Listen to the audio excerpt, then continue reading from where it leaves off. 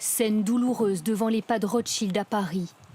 Plusieurs cercueils sont en cours de livraison. Des corbillards sortent de l'établissement.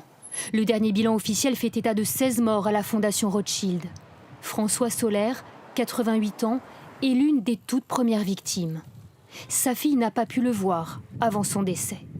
Je pense qu'il a contracté le virus assez rapidement et il est décédé 2-3 jours après.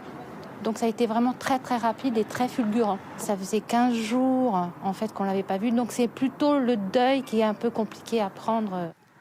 Tous les 2 jours, par écran interposé, Marc Zalkberg échange avec son père, 93 ans, résidant dans un autre EHPAD parisien. Tu manges bien, ça va bien? Oui. T'es pas trop fatigué? Médecin de profession, il s'inquiète. Selon lui, les conditions de sécurité ne sont pas remplies pour éviter la propagation du virus à l'intérieur de l'établissement. C'est une peur terrible, c'est-à-dire on a peur de plus jamais le revoir, voilà, et qu'il meure tout seul sans nous avoir vus, sans qu'on soit à côté. Enfin, c'est une catastrophe. Pour nous, ça à vivre, je dors pas la nuit, c'est très compliqué à vivre. C'est quoi l'objectif pour vous ? Essayer de rapatrier mon papa à la maison, car l'épidémie est très, très, très active en ce moment.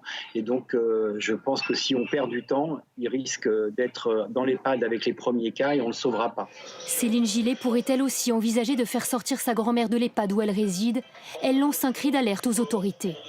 Les personnes âgées qui sont en EHPAD ne sont pas des citoyens ou des personnes de seconde zone. Ma grand-mère a travaillé dès l'âge de 14 ans, elle a travaillé très dur et je crois qu'elle a le droit d'être soignée dignement. En plus des masques et des protections, les personnels des EHPAD réclament désormais des tests systématiques pour leurs résidents.